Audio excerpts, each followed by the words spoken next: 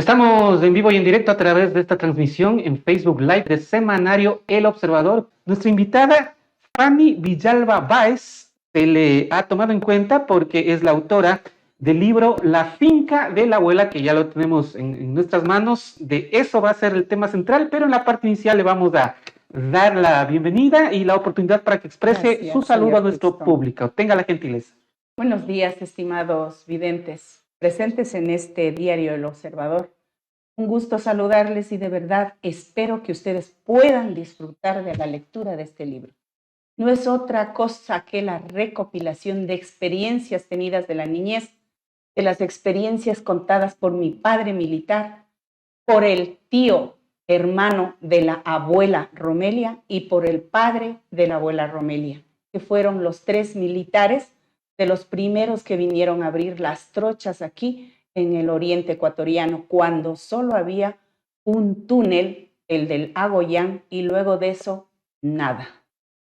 Estas tierras estaban consideradas baldías y desde ahí empieza la historia de la finca de la abuela, una historia de la colonización del Amazonas ecuatoriano. Disfruten la lectura, mis amigos.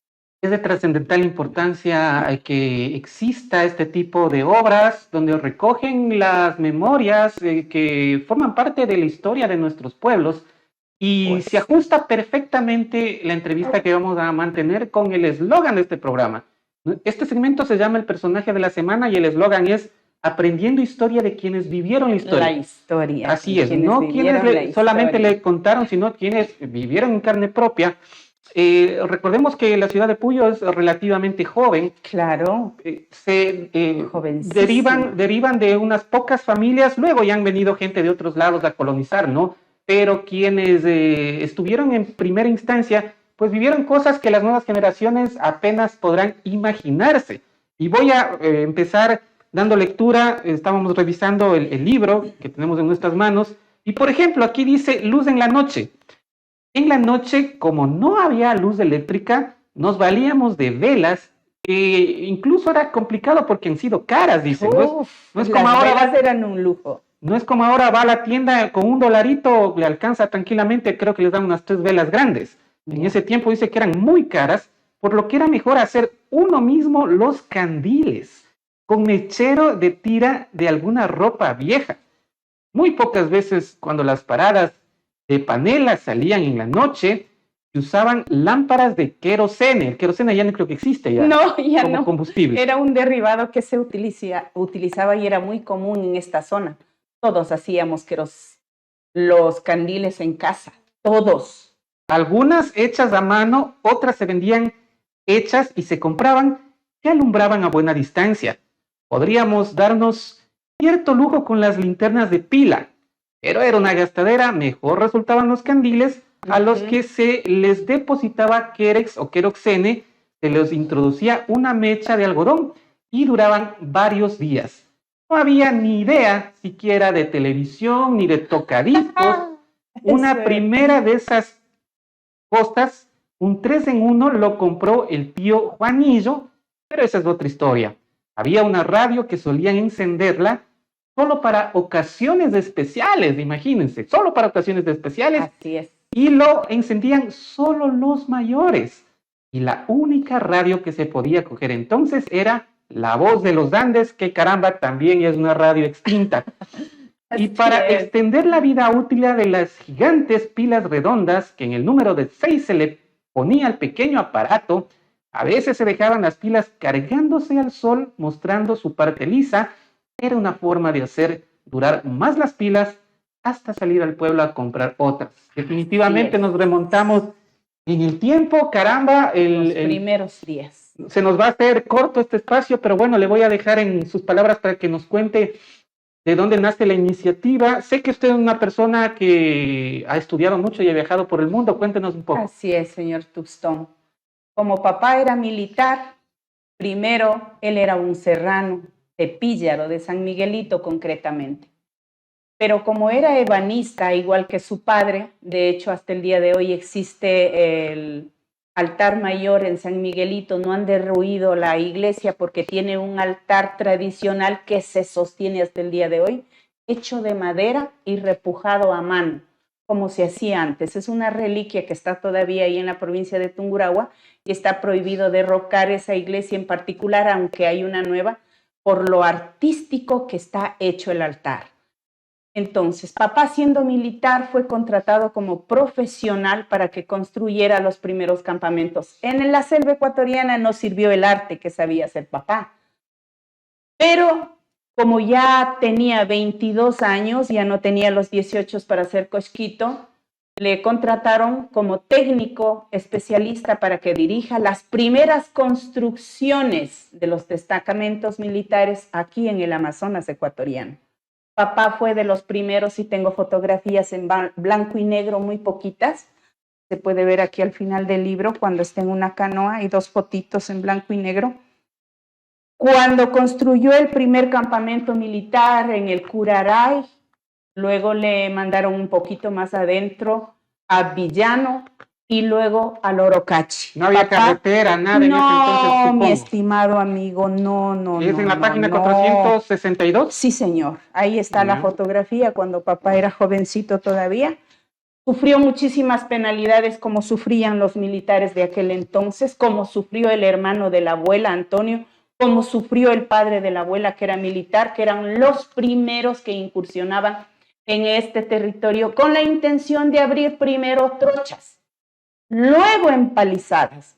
Detrás de los militares entraban, obviamente, uno que otro mestizo, pero era generalmente los misioneros católicos y 100 años después entrarían los cristianos evangélicos, que fueron los que se sostuvieron aquí y tienen historia. ¿Contra qué luchaban los primeros militares en estas tierras que estaban consideradas baldías? Primero, contra los hermanos peruanos que habían decidido tomarse este territorio como propio porque no había gente aquí. Voy a explicar por qué no estaban aquí nuestros indígenas, que en ese entonces eran de 17 nacionalidades diferentes, extintas hoy, de las que nos quedan solo 7. Ya diré por qué razones, 2 razones fundamentales. La segunda, con la que luchaban nuestros primeros militares que vinieron aquí, y ya papá, que era la segunda generación de militares que llegaron aquí, digamos la tercera, porque primero fue el papá de la abuela, el hermano de la abuela y mi papá. Ellos lucharon contra los peruanos que habían tomado este territorio. Recordarán que en 1941-42 Ecuador también se mete en la Tercera Guerra Mundial y nos declaramos la guerra Ecuador y Perú porque nosotros queríamos recuperar estos territorios que ya estaban tomados por Perú. Y nos quedamos con la tierra indelimitada, con el protocolo de Río de Janeiro de 1942, hasta que en 1998 Yamil Mahuad decide definitivamente, gracias a los garantes de la paz, que tendremos paz perpetua y ellos son nuestros garantes. Nadie nos podrá atacar porque los 3 entrarían a defendernos, por eso son garantes para la paz, pero a costa de que perdamos casi la mitad del territorio que se definió en el 98, pero que veníamos trayendo este protocolo desde 1942 con la guerra que tuvimos por defender este territorio. El segundo grupo con el que peleaban nuestros primeros militares en estas tierras, que ya explicaré por qué estaban consideradas baldías, fueron nuestros indígenas nativos que querían recuperar estos espacios. Obviamente, nosotros éramos extraños. Y ya habían venido antes que los mestizos ecuatorianos, otros a querer civilizarlos y los tuvieron que matar, esclavizar y tuvieron que huir. Y la tercera gran lucha con la que tenían nuestros militares es con nuestra madre selva, porque en ese entonces era indómita, intransitable, invivible. De hecho, mi padre, y pueden leer ustedes las historias que las he recogido no solo de mi padre, sino de ancianos, porque a mí me gusta escribir desde los 13 años y me ha encantado recoger historias de gente que ya ha fallecido. Con nombres y apellidos tengo aquí las personas que me han contado las historias de cómo se vivió aquí, porque la selva era realmente indómita. Pero llegamos nosotros a amar esta selva porque era nuestra madre y no le tuvimos miedo. Aprendimos a convivir con ella, pero quienes lucharon primero fueron los abuelos. Los hijos ya como que estaban un poco acomodados al sufrimiento de los abuelos y los nietos vinimos a disfrutar de estos paraísos. Y conste que yo ya soy vieja. O sea que las nuevas generaciones no han sufrido nada. Nada. Yo misma, que ya soy la tercera, cuarta generación, porque el papá de la abuela fue de los primeros militares que vino. De ahí el hijo se sintió inclinado a seguir el trabajo del padre. Y luego papá, que entró ya en 1953. Papá entra con ese, o sea, ya eran generaciones, pero venían y salían. Entrar como militares aquí al Amazonas ecuatoriano realmente era un castigo. Los pobres entraban porque no tenían de otra, era la orden y aquí se escuchaba. Los mestizos llegaron ya, como decir, en la segunda generación de militares que ingresaron aquí. Un poquito más factible las condiciones de vida, digamos. No sería factible, verá, porque vinieron a tumbar los árboles para cortarlos. Tumbaron los árboles primero con las sierras de aire. Uno del un lado, otro del otro lado, y las tablas que se hacían, no había motosierra, eso vino después. Me acuerdo en mi juventud ya que apareció la motosierra, eso es nuevísimo, mi amigo, eso es de mi generación ya. Nuevísimo. Nuevísimo, cuando yo era joven, ya estoy abuela.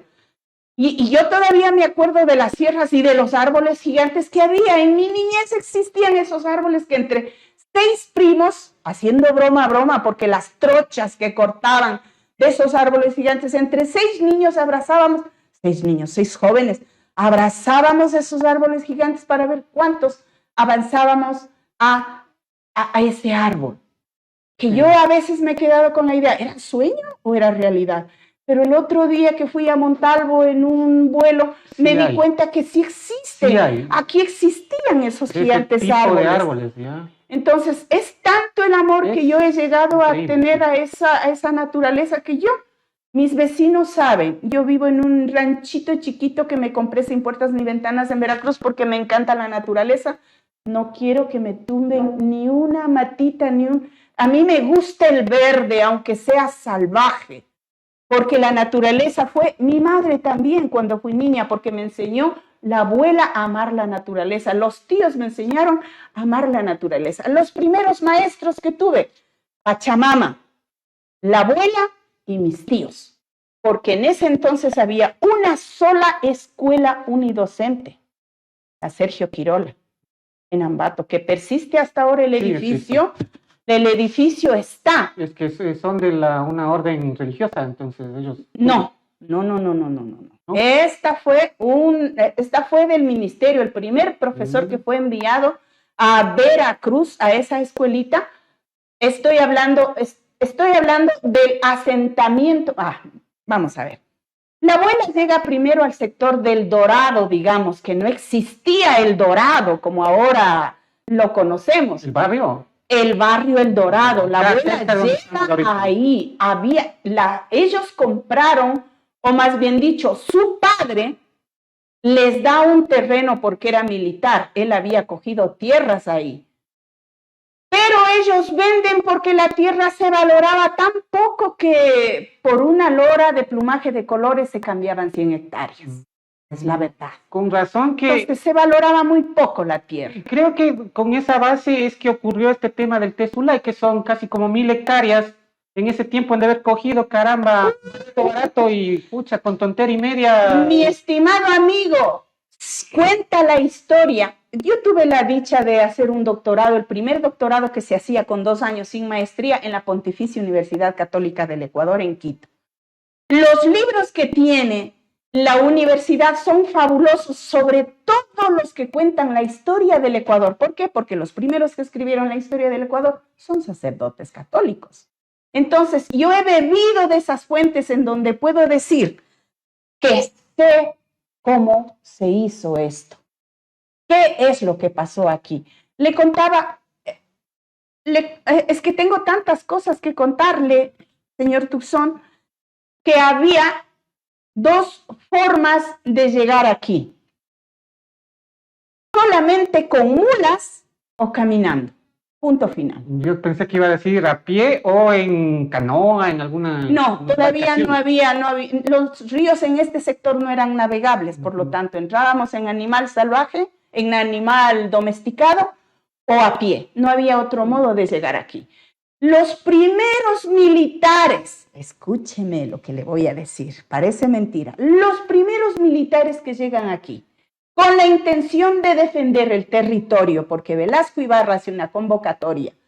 Él no tenía buenas relaciones internacionales de Velasco Ibarra, pero en cambio era muy querido dentro del país. Él no pudo defendernos cuando tuvimos esta guerra con Perú, pero hace una convocatoria a nivel internacional y dice, miren, nuestro país ha sido invadido por Perú, por favor, quisiéramos que nos ayuden a sacar a la gente que ya está en nuestro territorio, estaban aquí en Pastaza.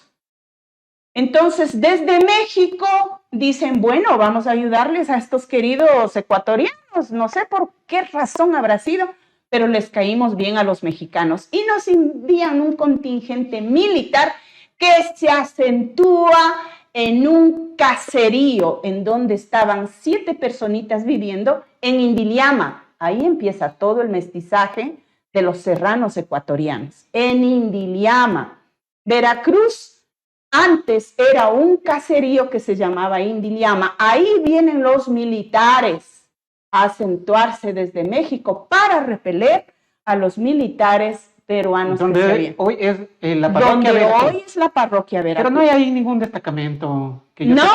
Pues había, y de eso sí me acuerdo. Yo de los veracruzanos no me acuerdo, de los veracruzanos mexicanos no me acuerdo.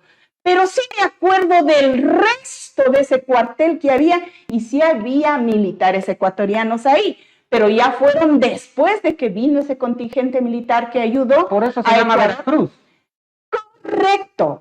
En honor a los militares veracruzanos mexicanos que se acentuaron ahí en Indiliama, es que el caserío de Veracruz asciende a parroquia con el nombre de Veracruz, haciendo honor a los veracruzanos que vinieron a repeler a los militares peruanos que ya estaban aquí. Como nos olvidamos de la historia, capaz que los vocales actuales de la parroquia Veracruz, algunos van de saber el origen de por qué se llama Veracruz. Pues yo sí lo sé porque he estudiado, he leído, he viajado, y lo primero que hice cuando llegué a México fue irme al puerto de Veracruz y conocer, y quería hablar con el alcalde y quería decirle, mire, gracias por la historia, yo vengo de un pueblito que se llama Veracruz. Me fui a conocer Veracruz, caluroso, igual de caluroso que aquí, solo que allá el clima es más seco. Costa, ¿no? Claro, costa es el mar Pacífico, completamente diferente, pero es un mundo más moderno, digamos, pero igual de atractivo porque eres parte de la historia. A los veracruzanos se les dice Texas.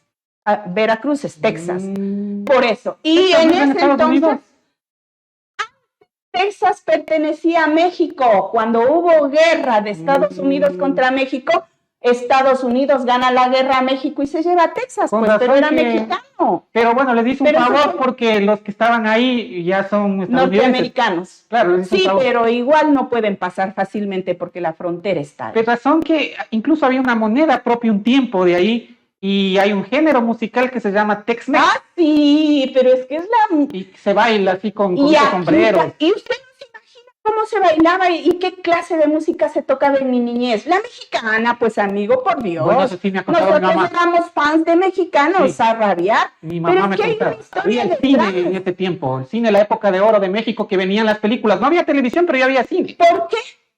¿Por qué era que nosotros amábamos tanto a México, mi amigo? Por el cine. Porque teníamos mucho que agradecer, porque nos defendieron en el contexto internacional y nuestros abuelos amaban a los mexicanos porque ellos vinieron a repeler a Perú, porque la idea de ellos era que hasta Guayaquil pertenecía. Recordemos la historia del Tahuantinsuyo. Es que Atahualpa de este lado mata a Huáscar de este lado y el Tahuantinsuyo era también este lado. Entonces había que recuperar la historia, recuperando esto que ahora se llamaba Ecuador.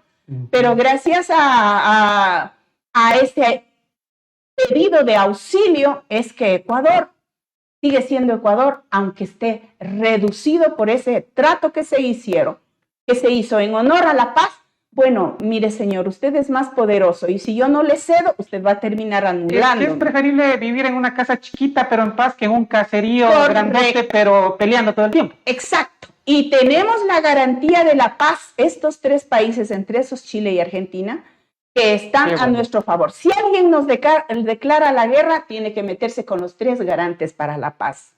Así es que nunca nadie podrá declararnos la guerra, a menos que fuera más poderoso que ellos, por eso son nuestros garantes.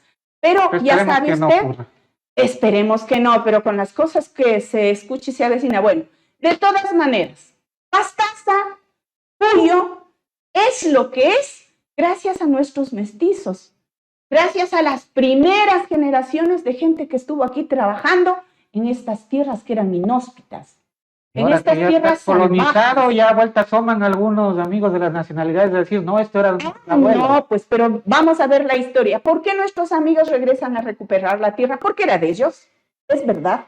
Los quichuas no son originarios de aquí. Ellos también vinieron huyendo de la conquista española. Eso es algo que la gente no sabe. Bueno, pero el quichua en la Amazonía no es originario de la Amazonía ecuatoriana. Viene de la serranía central. Correcto. Tampoco los Salasacas son de Tungurahua. Pero bueno, esa es otra historia. Los Salasacas vinieron como mítimas desde Bolivia. Correcto.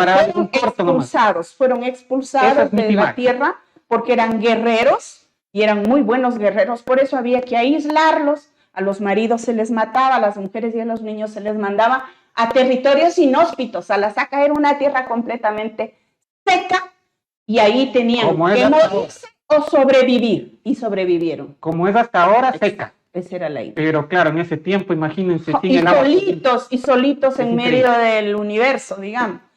Entonces, ¿qué pasa con nuestros hermanos quichuas de la serranía? Ellos vienen huyendo de la conquista española. Y otros vinieron por la Iglesia Católica también como intérpretes, porque cuando llegaron acá los primeros misioneros, hablaban muchos idiomas. Habían el Shuar, Guarani y todo eso. Entonces, era un lío poder colonizar o adoctrinarles a la religión católica con tantos idiomas. Entonces trajeron misioneros quichuas de la sierra para unificarlos a todos a través del idioma.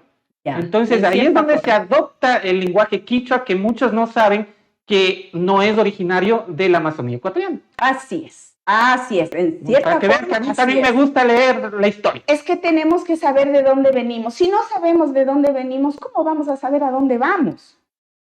Claro que la vida no es lineal, no puedo decir porque así ha sido el pasado, así voy a vivir el futuro. Pero sabiendo mi pasado, por lo menos sé en qué impulsarme. Como cuando voy a dar un buen salto, tengo que saber en qué terreno piso para dar un buen brinco. Lo que pasa es que si nos olvidamos de la historia, nos vamos estamos condenados a cometer los mismos errores del pasado, y eso ya ha ocurrido una y otra vez. El pasado se hace futuro. El pasado se hace futuro y el futuro se hace pasado. Es como un círculo. Sí, así la conclusión a la que he llegado luego de estudiar mucha historia. Sí. Es mi amigo, señor Tucson. Tengo tantas cosas para contarles, pero en realidad lo más chévere es leer. O por lo menos hagan que sus hijos lean. Si ahora en estos tiempos ya los chicos peor, ya no les gusta leer, es el problema. Mire, usted, hago un paréntesis. Es un problema. Nosotros ahorita somos el único medio impreso que se sostiene, se mantiene y está sobreviviendo, y es con gente ya adulta y adulta mayor que son nuestros seguidores. Y bueno, nos ha tocado adaptarnos a las nuevas tecnologías precisamente para enganchar a las nuevas generaciones, que ya es todo visual, todo a través de los videos, de la tecnología, del internet. Y ya que poco o nada les interesa leer, y si leen algo de 150 caracteres. Ya leer algo grande, ya no lo hacen. Rápido. Pero eso es un problema de aquí, del Ecuador y quizás de Latinoamérica, porque en otros países del mundo sí leen y bastante. Hay bibliotecas en cada parada del metro de la Comunidad Europea. Más o menos en las paradas principales del metro hay un pequeño cuartito con libros. Los aeropuertos también. Libros, exacto. Tú pides el libro, si quieres lo devuelves, si no quieres no lo devuelves, pero estás registrado que te has llevado el libro, ya sabemos quién se ha llevado el libro. Ahí no, el libro está a 50 centavos. En cambio aquí, tú cuando quieres un libro tienes que venderlo a 15 porque no tienes el apoyo. Allá $1, €1, quiero decir. Lo pagas €1 y lo pagas con gusto Yo lo único que tengo es libros. Nadie entrará a robar en mi casa porque nadie me roba libros. Yo sé decir lo mismo. Que yo he gastado en libros, la verdad. Yo he gastado en libros con tranquilidad porque sé que si entra un ladrón... No. Todo el mundo me pregunta si tengo un plasma de 15 pulgadas. Le digo, mijito, no tengo. Nadie va a venir a robar. Dejo las puertas abiertas para ver si alguien viene a leer. Mi biblioteca particular. Entonces no me invite a mí porque yo sí me vería tentado. Vaya, mijo, vaya. A tomar, pero no robado, prestadito algún libro que sí me ha de llamar la atención. Es que el libro que se presta no se devuelve. Bueno, eso ocurre. Sí, eso ocurre, los libros que más amo no presto. No, quien no quiere tener presta, dice el... Y ya algún libro que ya me he leído, que ya como que cumplió su fase en mí, ese me atrevo a prestar con un poquito de dolor porque en realidad no saben devolver. No, nadie devuelve. Yo por eso me acostumbré a poner en la página 100 de todos mis libros Fanny Villalba, correo y teléfono. Pero igual nunca me han devuelto ningún libro. Bueno, el caso es que le sigo contando la historia, le entretengo un poquito, Vamos haciendo paréntesis, pero retomamos. Súper. Llegaron los españoles aquí al oriente ecuatoriano también, recordará usted. Lo primero que fundaron fue Canelos, bueno, la palabra exacta no me acuerdo, pero la primera fundación que hacen aquí en el Amazonas ecuatoriano es Canelos. Y mire, se quedó atrasado, progresó Puyo. Porque yo no sé por qué, quizá porque estaba más cerca del túnel, que era el único tránsito desde la serranía. Por cualquier razón que haya sido, Canelo se quedó atrasado y empezó a progresar Puyo. Como los españoles vinieron a esclavizar, a destruir, los indígenas se fueron. Pero no solo vinieron los españoles, también vienen los ingleses cuando se descubre petróleo aquí, pues. Y los primeros en llegar a explotar el petróleo del Amazonas ecuatoriano son los ingleses con la famosa Shell. Pero eran británicos, ¿no? La Shell fue comprada por los Estados Unidos. Pues. Los británicos vienen con el primer pozo petrolero Shell aquí, por eso Shell se llama Shell, porque es donde el primer pozo petrolero de la Shell se extrajo el petróleo en ese sector. Pensé que eso era propiedad de los Rockefeller de Estados Unidos. Después fue comprada la Shell, que era británica, por Norteamérica. Los británicos hacen un trato con el gobierno exactamente no me acuerdo, pero fue antes de Velasco Ibarra. Y les dan hasta donde la vista termine. Selva adentro para que usted explote el petróleo en este infinito mar verde. Los primeros dueños del Amazonas ecuatorianos fueron británicos.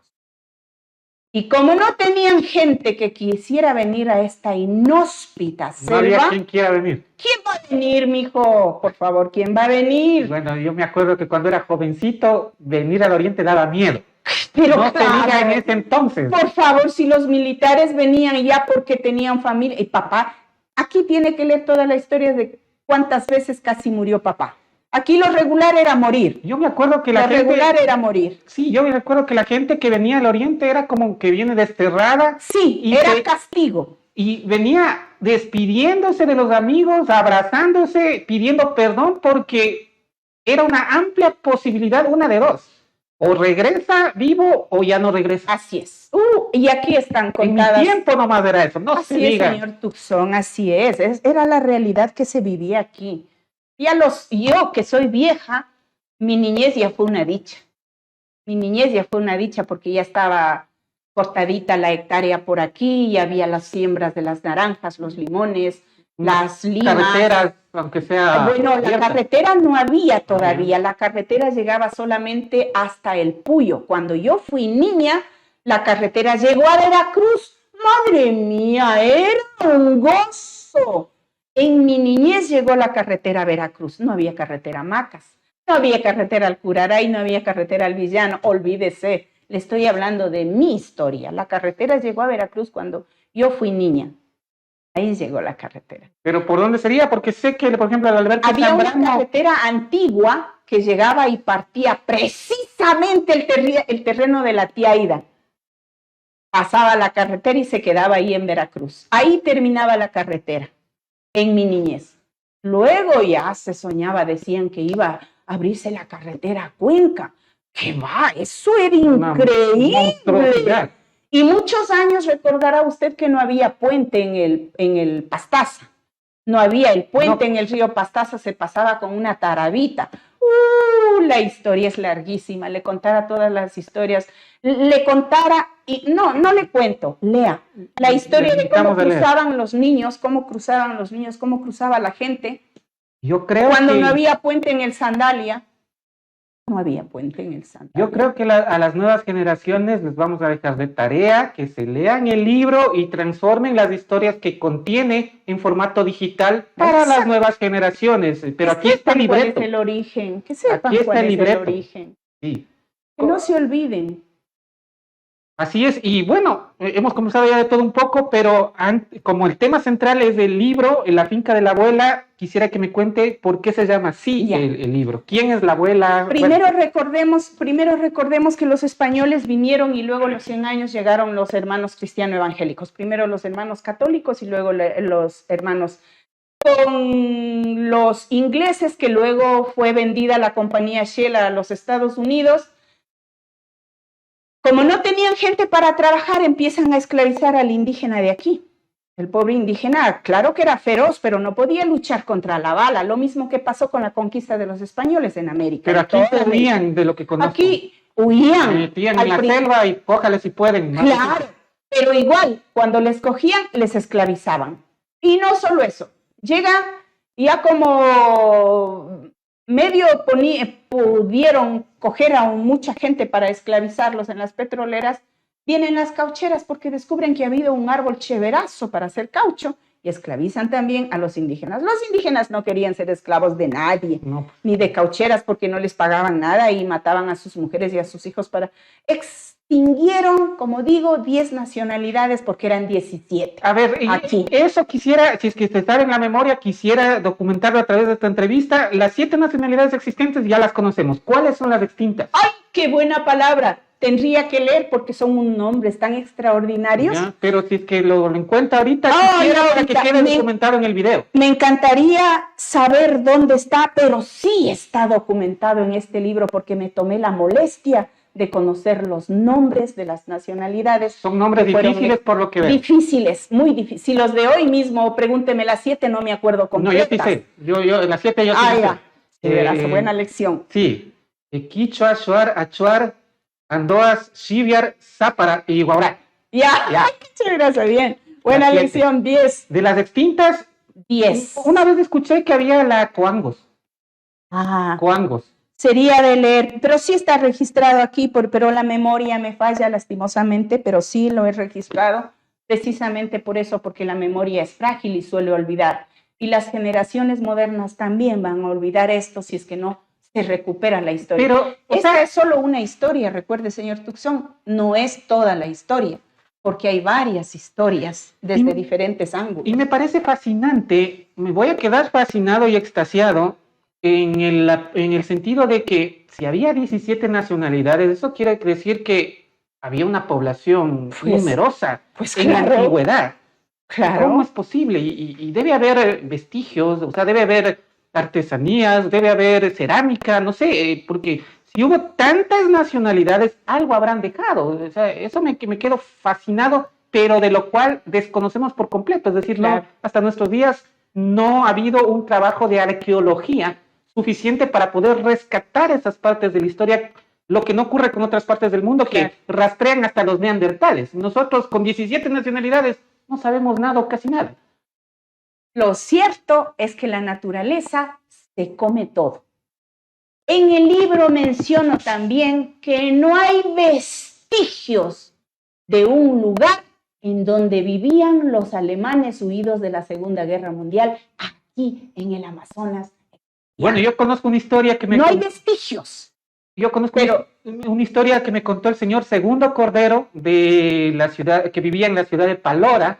Ya falleció el señor, pero él también escribió un libro con algunas historias, y en una de esas historias decía que allá en Palora vivía una persona extraña, totalmente aislada, con el cabello largo y una barba profusa, blanco como nieve, y que era un exiliado, un huido de la Segunda Guerra Mundial.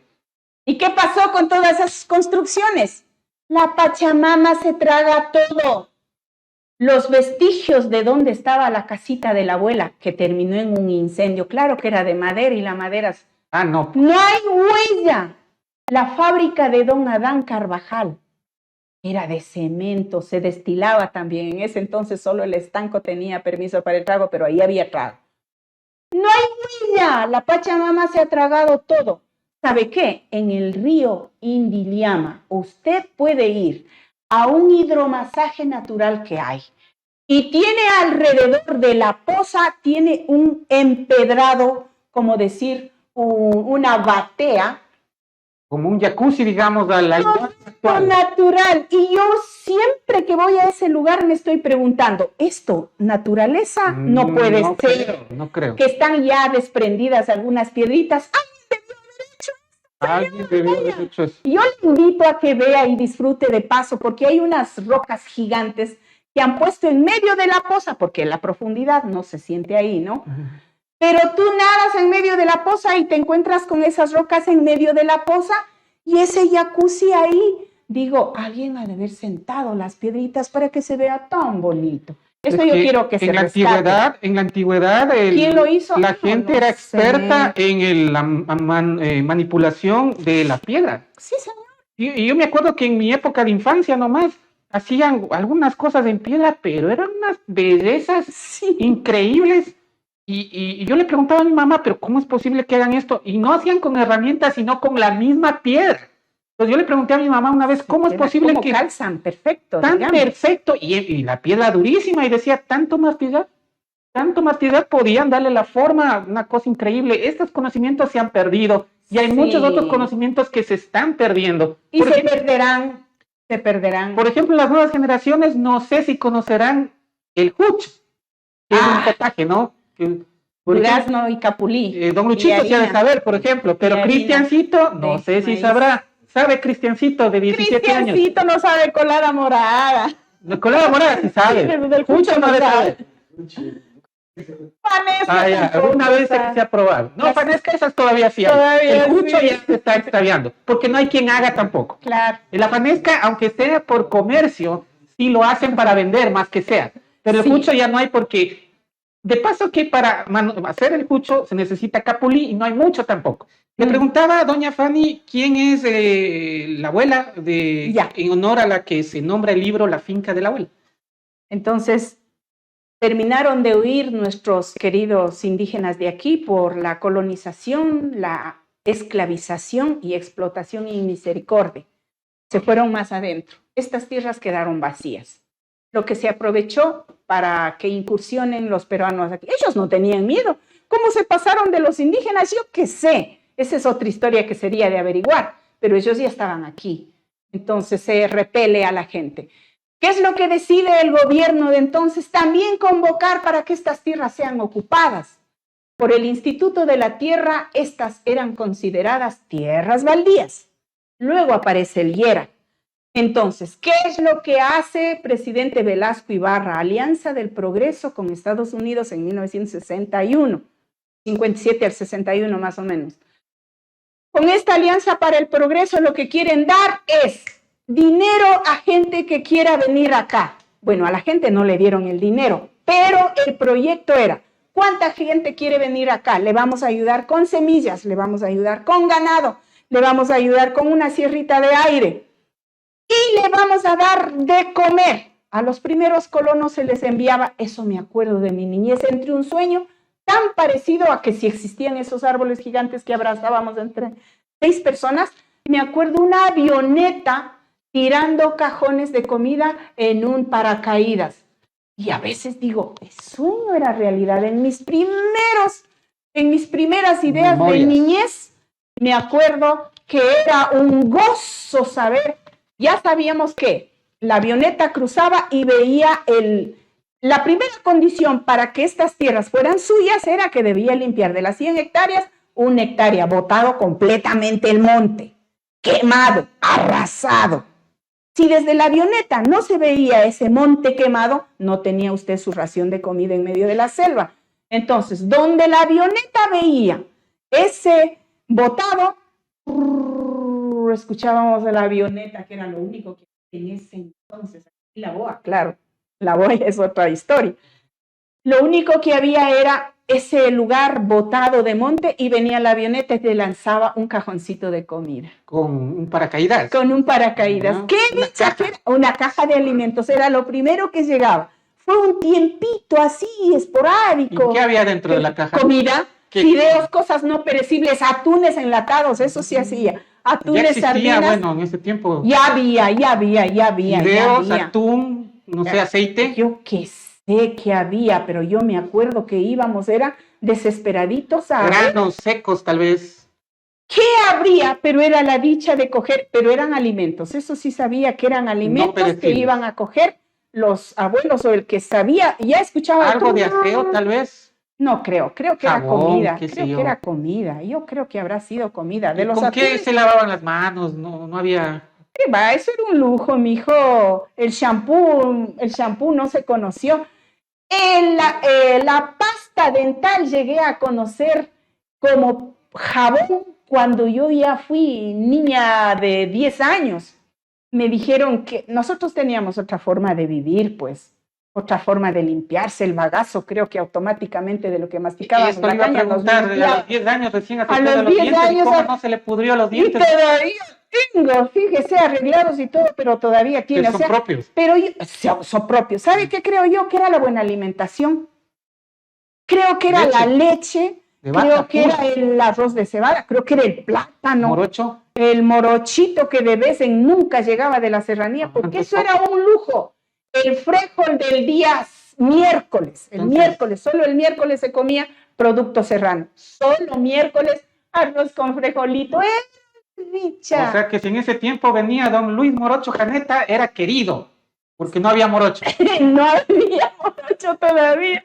Era un lujo, los productos de la serranía se compraban solo el día domingo y se disfrutaban. La papa serrana obviamente se comía solo el día domingo. Sí. Por favor, teníamos nuestra papa china, la yuca y el plátano. No es igual que la papita no, de la tierra. Para mí, que soy serrano también, qué rica la papita. Sí, quiero decir que los productos como azúcar nunca comprábamos porque todos eran paneleros aquí. La única producción era panela aquí en Pastaza.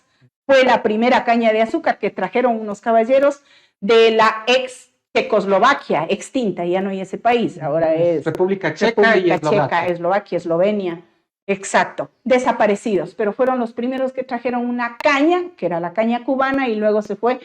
Ahora, Baños vende nuestra caña, pero Baños no tiene caña. La caña no es originaria de Pastaza, de Puyo. No, mi hijo, esta caña fue traída. Yo pensé que era endémico. Fue traída por los compañeros de Checoslovaquia. De Cuba. La abuela vino, sí, la abuela fue de las primeras que vino a trabajar aquí con la primera gringuería en el Dorado. Dorado no era el barrio El Dorado, eran unas tierritas que había heredado el abuelo que le dio a la hija. Y ahí vino a trabajar con una gringuería que los nombres alguna vez me mencionó el tío, pero yo no me acuerdo Chaliz, creo que me decía. Chaliz o Jensen, algo parecido. Me daba unos nombres extraordinarios que eran de gente extranjera. Johnson sería. Jensen y Chaliz. Ese Jensen entonces es alemán, pues. ¿Alemán? Alemán, supongo yo. Claro. Y Chaliz sería inglés, norteamericano, yo qué sé, pero la abuela vino a trabajar en una casa de los primeros gringuitos que aquí vivían también con temor. Y recordará que en 1961-63 nuestros indígenas los guaorani no eran, ¿cuáles eran? Me acabo de olvidar. Eran tan bravucos defendiendo su tierra. Shuar, son los Shuar, me parece que eran los que decidieron matar a los misioneros evangélicos que estaban asentados aquí. Ya hay una película aquí, claro. La punta de lanza se llama la película. Correcto, también está mencionado aquí, porque en esos tiempos papá estaba viviendo aquí, pues. Esos eran guaorani. Los guaorani, no, me parece que los guorani eran de más adentro. ¿Por qué? ¿Esos no eran parientes de Dayuma? Pudiera ser. Entonces, Dayuma era guaorani. Tendría que ver. A veces se me cruzan los cables. Claro que sí, claro que sí. Tampoco es por una eso novedad. Escribí la historia porque para no falla la memoria. Correcto, para eso precisamente escribo, para no olvidarme lo que yo viví y lo que me contaron de primera mano. Y también lo que investigué en los libros, porque como digo, la biblioteca de la Universidad Católica es riquísima en historia del Amazonas ecuatoriano, es riquísima. Y yo tuve la ventaja de estudiar ahí, como digo, y sacar parte de esta. Es que este libro ya es viejísimo, señores. Este libro debió haber salido hace cuántos años, pero como no tuve el apoyo, hoy lo sacamos gracias al auspicio de 3 instituciones, que son la Casa de la Cultura, el Instituto Superior Tecnológico Francisco de Orellana y el GAT parroquial de Veracruz. Económicamente no ha habido aporte, pero para mí es valiosísima la ayuda que me han dado moral e intelectualmente. Eso agradezco tanto. Muchas gracias. Bueno, y la abuela fue de los primeros 7 que llegó a trabajar aquí, pues. La abuela, como digo, llegó a las tierras que a los militares se les daba 100 a la derecha, 100 a la izquierda, de las primeras empalizadas. Entonces, como los misioneros evangélicos vinieron aquí con la intención de civilizar, después de los que se fueron los españoles y los católicos dejaron sentando en Canelos un vicariato o apostólico o algo parecido. Entonces los evangélicos ya estaban asentados aquí, la abuela entró a trabajar con una de esa gringuería, que no me acuerdo exactamente el apellido, y deciden, eran 7 mestizos los que llegaron, 7 mestizos de la serranía. Resulta que la abuela niña decide, bueno, no niña, porque ya era jovencita, exactamente 22 años. La abuela viene huyendo de un matrimonio pactado con un colombiano en Quito. En esos tiempos era así, pues. Pactado. Entonces la abuela venía huyendo y tenía 2 hijos de ese matrimonio y venía con un tercero tiernito, muy tiernito. O sea, 22 años y ya con 22, claro, pues ya era muy niña, le casaron con un hombre mayor. 15 años, así les hacían casar en ese tiempo. Terrible. El caso es que la abuela viene con 2 grandecitos, un niño y una niña, y la madre mía, que resulta ser la ultimita. A mi madre no le dieron el apellido porque ya venía votando a su marido, pues. Rojas eran los 2 primeros, y eso que la segunda le pusieron el apellido porque todavía estaba casada la abuela, avanzó a ponerle el apellido. Pero a la tercera, como ya vino huyendo, mamá se quedó solo con el apellido de la abuela, Báez, y ya no era Rojas. El caso es que la abuela viene entre los 7 primeros y como ya trabajaba ahí para la gringuita, y la pobre con 2 hijos y el tercer hijito que no tenía apellido, le ofrecen tierras para ella misma, ya no para trabajar para la gringuería.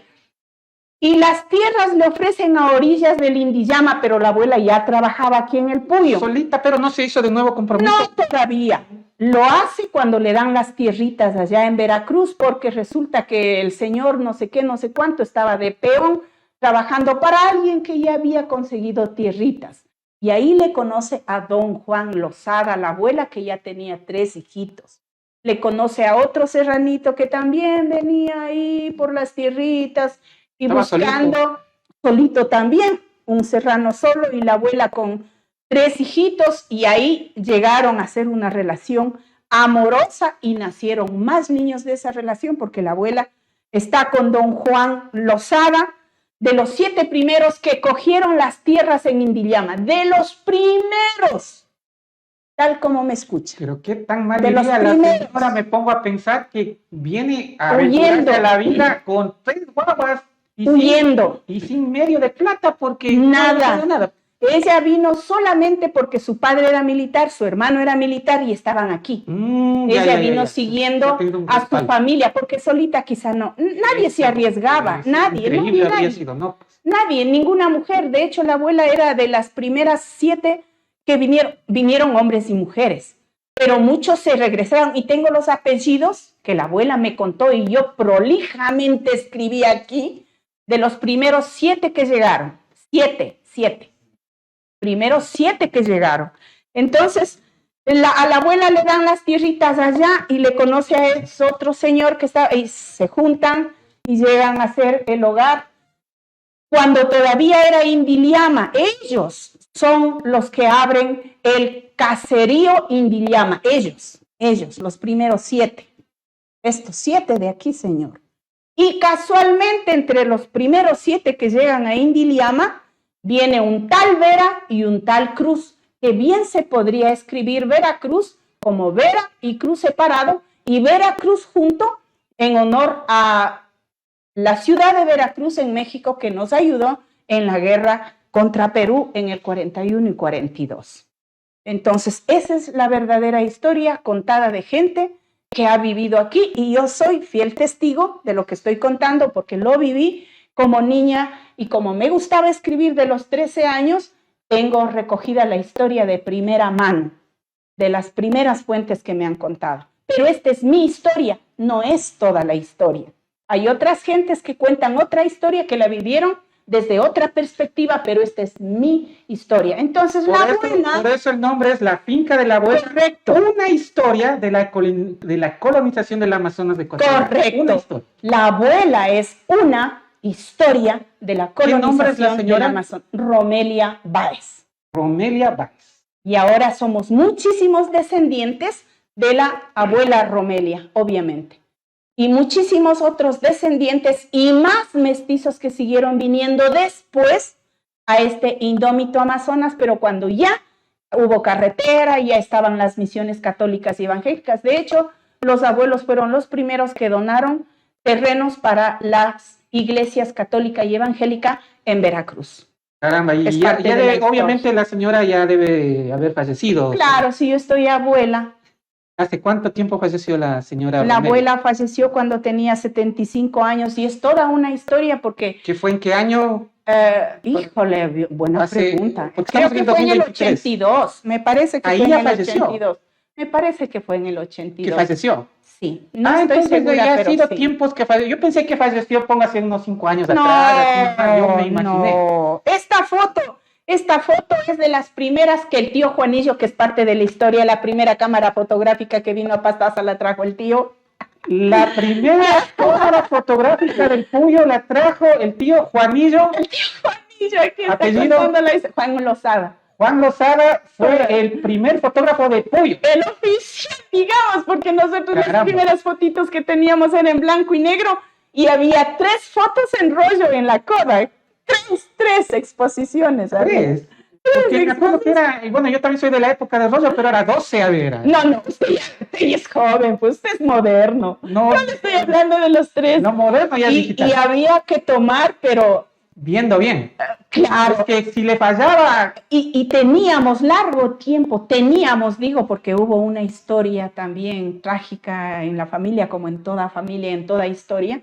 Teníamos largo tiempo una fotografía de la catedral cuando recién se había construido aquí, en blanco y negro. Todo el mundo venía a tomarse la foto en la catedral, claro.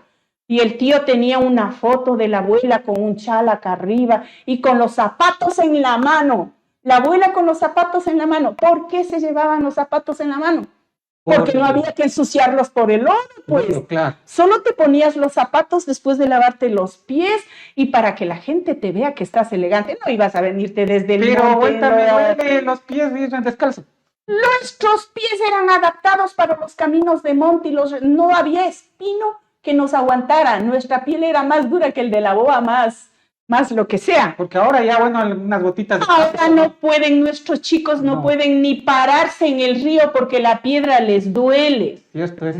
Nosotros tenemos el pie, el empeine, tenemos redondeado porque nosotros tuvimos que andar los montes y los valles y nuestro pie se adaptó para la chonta porque no había puentes y cruzábamos los palos haciendo arco en el arco de la misma chonta para no caer al río. Y con la bondad de la naturaleza, la piel se hace más, o sea, hace un revestimiento natural más gruesa y en realidad que no les duele. Antes la gente caminaba descalza. Es otra cosa. Y le cuento la historia que era tan dura nuestra piel porque tenía espinas, ganchos, ortigas gigantes. O sea, la naturaleza era tan feroz que nuestra piel ya ningún mosco nos afectaba, ningún zancudo. A los primeros que entraban morían con la malaria, fiebre amarilla. Y a nosotros estábamos ya inyectados todas esas defensas que hasta el día de hoy no hay mosco que se resista. Creo que Ahora- muere el pobre picando. Ahora Ni un las cambio delicado. culebras. Ni las culebras. Ni las culebras. ¿Qué pasa? Pero A un tío, la dureza de la piel le voy a contar a con ver. esta experiencia de la serpiente. A ver. En ese entonces se iban de cacería, era lo normal, pues. Se casaron ya con los indígenas que estaban viniendo para este sector, ya como que se amigaron, ya hubo un mestizaje entre nuestros indígenas y los mestizos que ya éramos de por sí mestizos de la serranía. Preferible que hagan el amor y no la guerra, eso está lo bueno. Sí, ya hubo ese mestizaje en la generación anterior a la mía. En los hijos de la abuela ya hubo ese mestizaje. Salen unas chicas bonitas, ¿sabes? Lindísimas, lindísimas, reinas de belleza, reinas de belleza, son lindas. El caso es que deciden irse de cacería la familia indígena y la familia mestiza nuestra, se van de cacería. Y por los moretes, que eran mondetes, que eran unos pájaros muy agraciados y muy apetecida la carne, me contaban la historia, ¿no? Existía en el monte, dicen. Ahora que ya eran. no he escuchado. Hoy en la pacharaca, yo hasta ahí sé, pero de los mondetes, no he oído que haya mondetes, pero le cuento la historia. El tío dice que iban de cacería y de pesca. Esa era la temporada de traer chorongos, lo que pudieran cazar y de pesca. Entonces aquel día ya descubrieron cuál era el árbol en donde venían a comer los mondetes. Y sin darse cuenta, el cuñado del tío pisa una gran hoja, porque en la selva hay unas hojas enormes, la de papachina y la de camacho y la de plátano son chiquitas en comparación a las hojas gigantes que hay en la selva. Eso también menciono aquí. Y yo viví esas hojas gigantes que había aquí. Hemos tenido el agrado de conversar con Fanny Villalba Báez, autora del libro La finca de la abuela, una historia de colonización del Amazonas ecuatoriano. Ha sido grato tener su presencia. Y gracias también a los amigos observadores por la atención prestada. Hasta pronto, buenos días. Gracias.